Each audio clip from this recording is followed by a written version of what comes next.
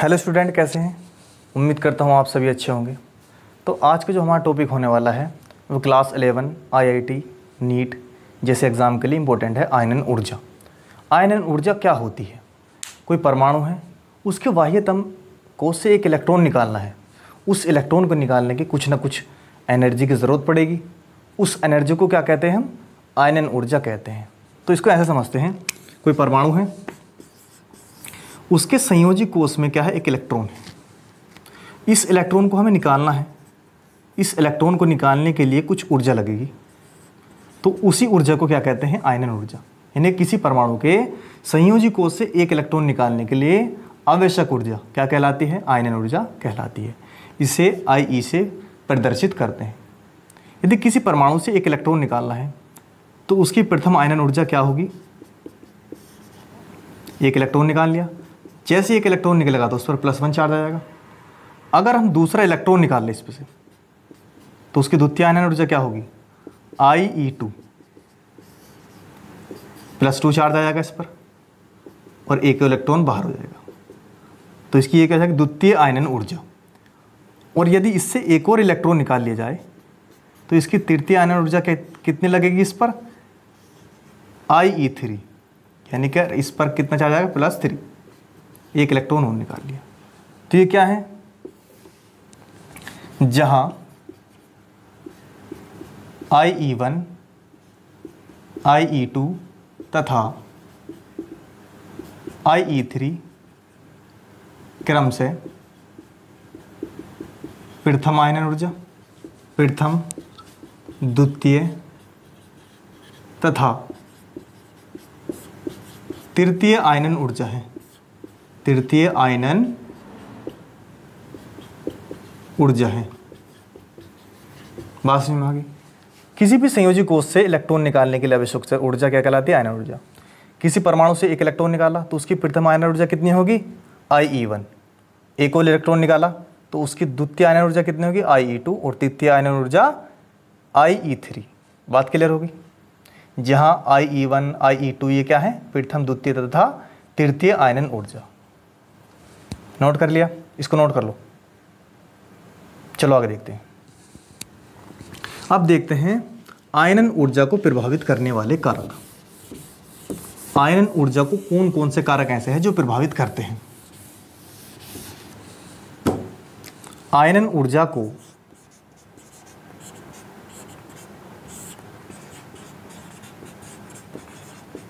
प्रभावित करने वाले कारक,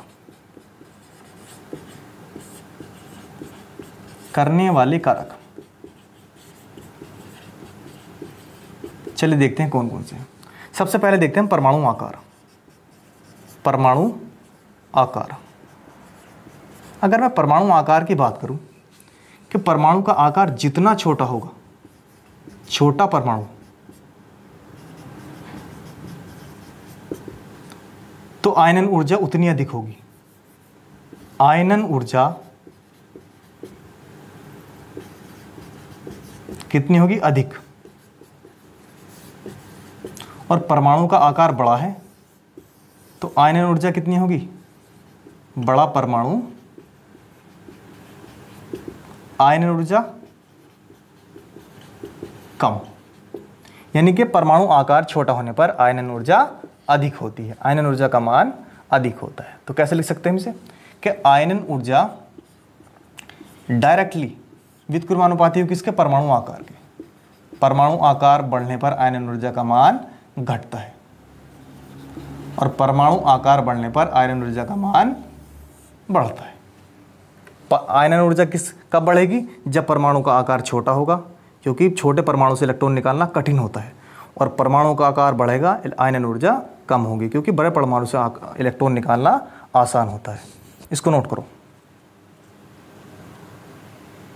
कर लिया? चलो अब दूसरा इसका जो फैक्टर है वो है नाभिकीय आवेश। नाभिकीय आवेश।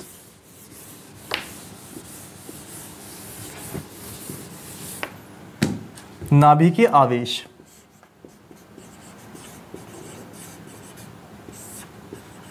आवेश या नाभिकीय आकर्षण।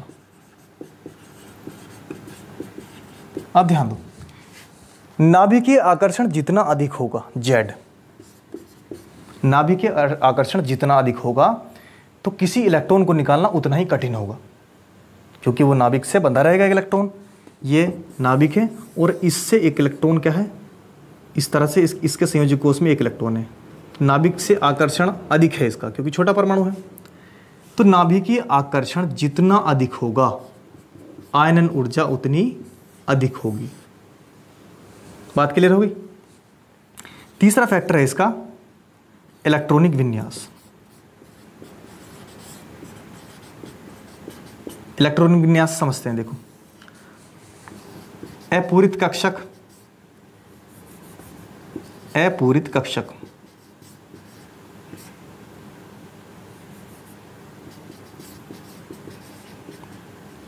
उसके बाद किसकी आयनन ऊर्जा अधिक होगी, अर्धपूरित कक्षक की, अर्धपूरित कक्षक की। उसके बाद पूर्णपूरित, पूर्णपूरित या पूरित लिख देते हैं, पूरित कक्षक, पूरित कक्षक। कैसे, जैसे P में कितने इलेक्ट्रॉन आते हैं, P में 6 इलेक्ट्रॉन आते हैं। किस तरह से, इस तरह से 1 2 3 4 5 6।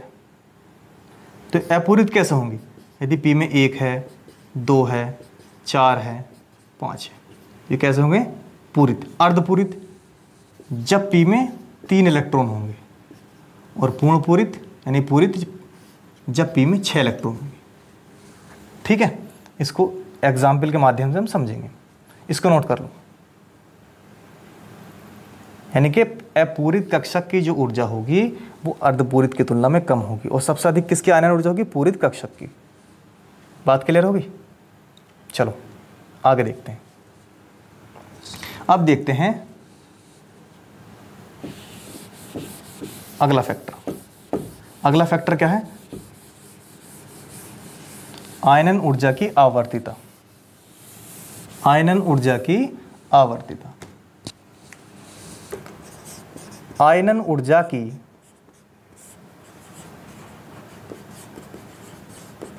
आवर्तिता। तो देखो, जब भी हम किसी वर्ग में ऊपर नीचे की ओर जाते हैं, इस तरह से, यानी कि किसी वर्ग में नीचे की ओर जाते हैं, तो क्या होता है, परमाणु आकार बढ़ता है। जैसे जैसे परमाणु आकार बढ़ेगा तो आयनन ऊर्जा क्या होगी, घटेगी, आयनन ऊर्जा कम होगी। किसी समूह में या वर्ग में जब हम नीचे जाएंगे तो आयनन ऊर्जा क्या होगी, घटेगी, क्योंकि परमाणु आकार बड़ा हो जाता है, और परमाणु जितना बड़ा होगा उतनी आयनन ऊर्जा कम होगी। अगर आवर्त में बात करें हम, आवर्त में, पीरियड में, पीरियड में जब हम इधर से लेफ्ट से राइट जाते हैं, यानी कि बाएं से दाईं ओर जाते हैं, तो परमाणु में क्या होता है, कोषों की संख्या निश्चित होती है। कोषों की संख्या निश्चित होगी, इलेक्ट्रॉन बढ़ेंगे, और क्या होगा, आकर्षण अधिक होगा, जिससे क्या होगा, परमाणु आकार घटने लगता है। और परमाणु आकार जैसे ही घटेगा, आकर्षण जितना अधिक होगा उतना ही इलेक्ट्रॉन निकालना कठिन होगा, यानी कि आयनन ऊर्जा बढ़ेगी। बात समझ में आ गई। आवर्त में आयनन ऊर्जा बढ़ती है बाएं से दाएं जाने पर, और नीचे आने पर वर्ग में आयनन ऊर्जा घटती है। तो कैसे लिखेंगे, किसी समूह या वर्ग में नीचे जाने पर आयनन ऊर्जा का मान, ऊर्जा का मान घटता है, और आवर्त में लेफ्ट से राइट जाने पर, यानी कि बाएं से दाएं जाने पर आयनन ऊर्जा का मान बढ़ता है। आयनन ऊर्जा का मान बढ़ता है। बात क्लियर हुई, कैसे बढ़ता है, जब हम किसी आवर्त में जाएंगे तो क्या होगा, परमाणु आकार छोटा होगा, और छोटा परमाणु से इलेक्ट्रॉन निकालना कठिन होता है, तो अधिक आयनन ऊर्जा लगेगी, इसलिए आवर्त में आयनन ऊर्जा का मान बढ़ता है। इसको नोट कर लो। कर लिया? चलो आगे देखते हैं। एग्जाम्पल देख रहे हैं, जैसे लिथियम हुआ, सोडियम, पोटेशियम, रुबिडियम, सीजियम। तो सबसे अधिक आयनन ऊर्जा किसकी होगी? लिथियम की। किसमें? वर्ग में है। आवर्त में देखते हैं, जैसे आवर्त में, इसको नोट कर लो। कर ले? चलो आवर्त में देखते हैं। आवर्त में बात करूं मैं, जैसे lithium, beryllium, boron, carbon, nitrogen, oxygen. इसके संयोजी कोष में कितने इलेक्ट्रॉन होते हैं? एक। S1, S2, इस तरह से। बोरोन में P1, कार्बन P2, P3 और P4। इधर ध्यान दो, S1 में कितने इलेक्ट्रॉन है? एक। कैसा है? कैसा है ये? हमारा अर्धपूरित। तो सबसे कम आयनन ऊर्जा किसकी होगी? लिथियम की। ये क्या है? अपवाद। अपवाद लिखना इसमें, ठीक है? कैसे? देखो, लिथियम की सबसे कम होगी। उसके बाद बेरिलियम के पास कितने हैं? 2, ये पूर्ण रूप से भरा हुआ है। लेकिन बोरोन के पास कितने हैं? 1। कैसा है? अपूरित। तो इसकी जो लिथियम की आयनन ऊर्जा होगी किससे कम होगी? बोरोन से। यहाँ बोरोन आ जाएगा। इसके बाद कौन आएगा? बेरिलियम। उसके बाद नाइट्रोजन और कार्बन में देखते हैं। कार्बन कैसा है? पी में कितने इलेक्ट्रॉन हैं? 2। तो इसके बाद क्या जाएगा? कार्बन। उसके बाद नाइट्रोजन और ऑक्सीजन। नाइट्रोजन के पास क्या है? 3 अर्धपूरित है और इसके पास अपूरित। तो सबसे पहले, इससे पहले क्या आएगा? ऑक्सीजन और कार्बन रह गया।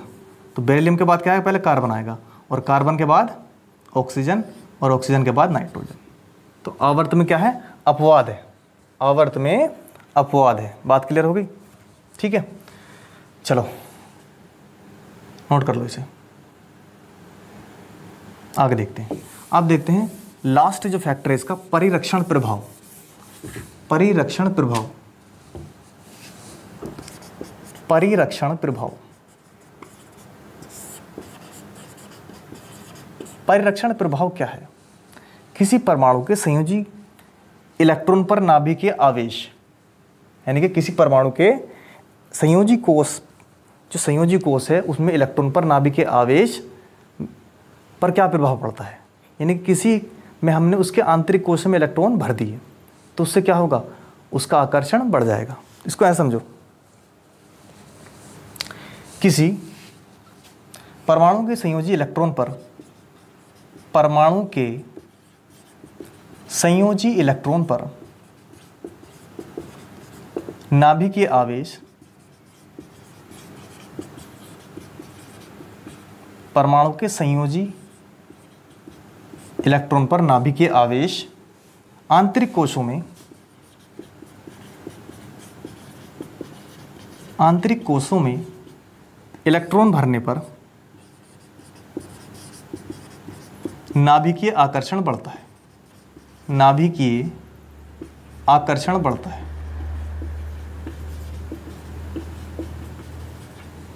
कोई परमाणु है, परमाणु है, इसकी ये कक्षाएं हैं, एक इलेक्ट्रॉन यहाँ है। अब जैसे ही इसके आंतरिक कोशों में इलेक्ट्रॉन भरने लगेंगे तो ये जो इलेक्ट्रॉन है इसका जो आकर्षण है वो नाभिक की तुलना में कम हो जाएगा, यानी कि नाभिक इस इलेक्ट्रॉन को कम करेगा।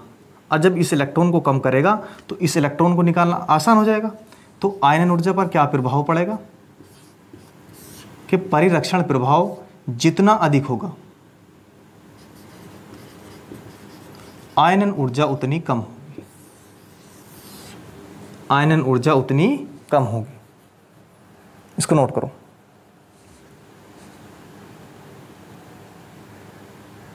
बात क्लियर होगी? चलो आगे देखते हैं।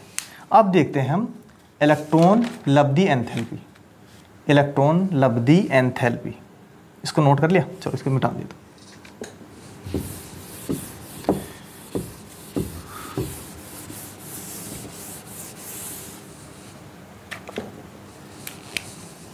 इलेक्ट्रॉन लब्धि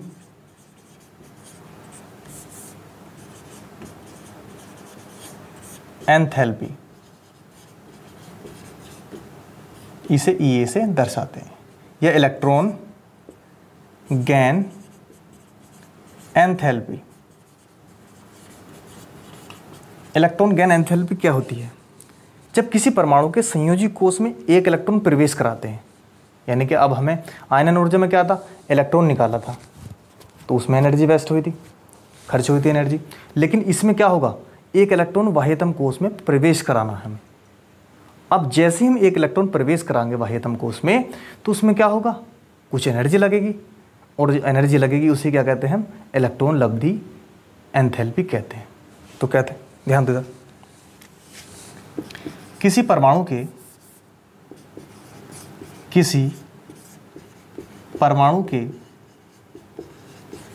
बाह्यतम कोष में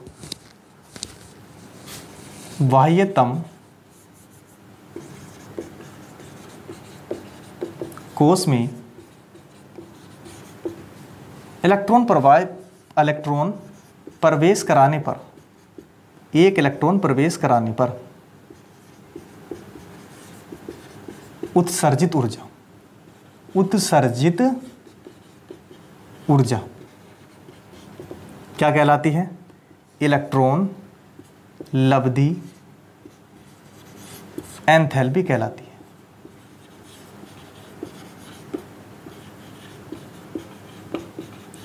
है। बात क्लियर होगी? यानी कि अब हमें क्या करना है, किसी परमाणु में एक इलेक्ट्रॉन गेन करना है, यानी कि उसको प्रवेश कराना है। यानी कि कोई परमाणु है, उसमें जब एक इलेक्ट्रॉन प्रवेश कराएंगे तो उस पर कैसा चार्ज आएगा, माइनस चार्ज आएगा उस पर। इस बार क्या कम किया, हम एक इलेक्ट्रॉन इसमें प्रवेश करा दिया, ठीक है। अब इसे जैसे प्रवेश कराएंगे तो इसमें कुछ ऊर्जा मुक्त होगी, कुछ ना कुछ तो ऊर्जा मुक्त होगी, तो उसे क्या कहते हैं, इलेक्ट्रॉन लब्धि एंथैल्पी कहते हैं। बात क्लियर होगी? इसको नोट कर लो। चलो आगे देखते हैं। अब देखते हैं इसमें हम इसको प्रभावित करने वाले कारक, नोट कर लिया। चलो, प्रभावित करने वाले कारक, तो इसको प्रभावित करने वाले कारक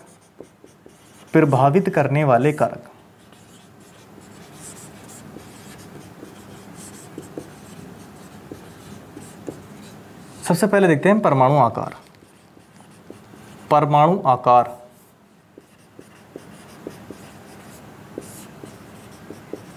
तो परमाणु आकार का क्या प्रभाव पड़ता है, किस पर, इसे किससे प्रस्तुत करते हैं, डेल्टा EGH से भी शो करते हैं, इसे डेल्टा EGH से। बात कर क्लियर होगी? तो इस पर परमाणु आकार का क्या प्रभाव पड़ेगा, परमाणु आकार का प्रभाव ये पड़ेगा, यदि परमाणु आकार बढ़ेगा तो इलेक्ट्रॉन एंथैल्पी क्या होगी, कम होगी। बात कर क्लियर होगी? इलेक्ट्रॉन एंथैल्पी क्या होगी, कम होगी, इलेक्ट्रॉन बंधुता का मान घटेगा, ठीक है। दूसरी बात, नाभिकीय आवेश,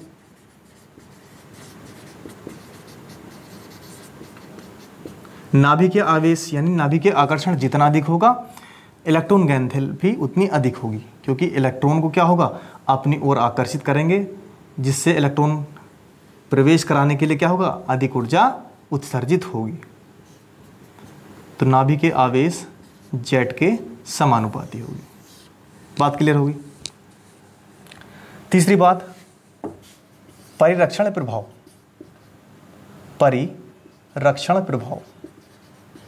का क्या प्रभाव पड़ेगा इस पर, परिरक्षण प्रभाव बढ़ने पर इसका मान घटता है, परिरक्षण प्रभाव का मान बढ़ने पर इसका मान क्या होता है, घटता है। बात क्लियर होगी?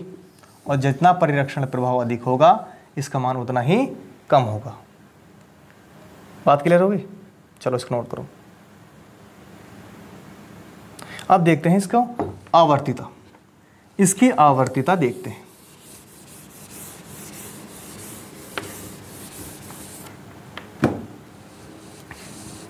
आवर्तिता। आवर्तिता में क्या प्रभाव पड़ता है? जैसे ही हम किसी आवर्त में लेफ्ट से राइट जाते हैं तो आयनन ऊर्जा का मान बढ़ता है, और जैसे ही हम नीचे की ओर जाते हैं वर्ग में, ये आवर्त है, ये वर्ग है, तो क्या होता है? परमाणु आकार, वो आयनन ऊर्जा तो इधर जाने पर बढ़ेगी और इधर आने पर नीचे घटेगी। ठीक है, तो इलेक्ट्रॉन बंधुता का मान भी क्या होगा? लेफ्ट से राइट जाने पर इसका मान बढ़ेगा और नीचे जाने पर इसका मान घटेगा। ठीक है, जैसे लिथियम, लिथियम की इलेक्ट्रॉन बंधुता किससे अधिक होगी? सोडियम से। बात क्लियर होगी? इसी तरह से आवर्त सारणी, उसमें देखते हैं किसमें? आवर्त में। आवर्त में बात करूं मैं, बेरिलियम, बोरोन, बोरोन की किससे अधिक होगी? कार्बन से। बोरोन की कार्बन की किससे अधिक होगी? बोरोन से, क्योंकि आगे जाने पर क्या हो रहा है? इसका मान बढ़ रहा है। बात क्लियर होगी? जैसे कार्बन की किससे अधिक होगी? नाइट्रोजन की किससे अधिक होगी? कार्बन से। जैसे नाइट्रोजन है, नाइट्रोजन किससे अधिक होगी? कार्बन से। इस तरह से समझ में आ गया? आई होप आपको समझ में आया होगा इलेक्ट्रॉन एंड गेन एंथैल्पी क्या होती है, आयनन ऊर्जा क्या होती है।